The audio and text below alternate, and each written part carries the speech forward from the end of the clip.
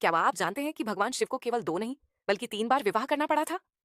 सबसे पहले महादेव का विवाह हुआ सती से। सती दक्ष प्रजापति की पुत्री थीं। बचपन से ही सती का मन भगवान शिव में लगा रहता था। उन्होंने कठोर तप किया और अंततः महादेव को पति के रूप में प्राप्त किया। उनका विवाह देवताओं के बीच एक दिव्य और अद्भुत घटना माना जाता है। लेकिन समय के साथ एक बड़ी घटना घटी। दक्ष प्रजापति को शिवजी का सरल और विरक्त जीवन पसंद नहीं था।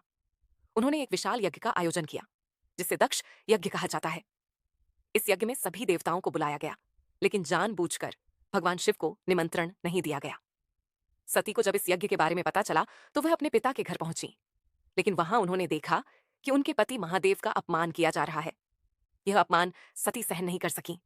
उन्होंने कहा कि जिस स्थान पर मेरे पति का अपमान हो, वहां रहना मेरे लिए असंभव है।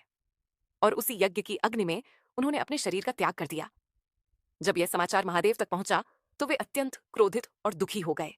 उनका क्रोध इतना प्रचंड था कि पूरा ब्रह्मांड कांप उठा। सती के वियोग में शिव गहरे ध्यान और वैराग्य में चले गए। समय बीता और वही दिव्य शक्ति फिर से पृथ्वी पर जन्मी, इस बार पार्वती के रूप में। पार्वती हिमालय के राजा हिमवान और रानी मैना देवी की पुत्री थीं।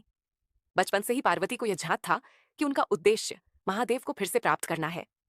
उन्होंने वर्षों तक कठोर तपस्या की। ठंडी हवाओं, कठिन परिस्थितियों और लंबे ध्यान के बाद अंततः उनकी भक्ति से प्रसन्न होकर शिवजी ने उन्हें स्वीकार किया। फिर एक बार शिव और शक्ति का दिव्य विवाह हुआ। देवताओं ने आकाश से फूल बरसाए और पूरा ब्रह्मांड इस मिलन का साक्षी बना। कथा के अनुसार विवाह के बाद एक समय महादेव माता पार्वती को अत्यंत गुप्त तंत्र विद्या का ज्ञान दे रहे थे।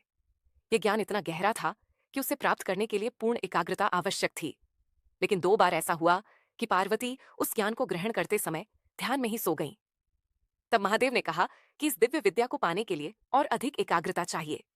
इसी कारण एक लोक कथा के अनुसार आदि शक्ति ने पृथ्वी पर एक साधारण जीवन का अनुभव करने का निर्णय लिया।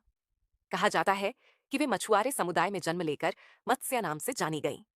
वहां साधना और एकाग्रता के माध्यम से उन्होंने उस ज्ञान को पूर्ण रूप से प्राप्त किया और अंततः शिव और शक्ति का मिलन फिर से हुआ। इस प्रकार कुछ कथाओं में कहा जाता है कि महादेव को तीसरी बार विवाह करना पड़ा ताकि शक्ति और ज्ञान का मिलन पूर्ण हो सके। ये कहानी हमें सिखाती है कि सच्ची शक्ति, भक्ति और ज्ञान के लिए धैर्य, तपस्या और एकाग्रता सबसे आवश्यक है।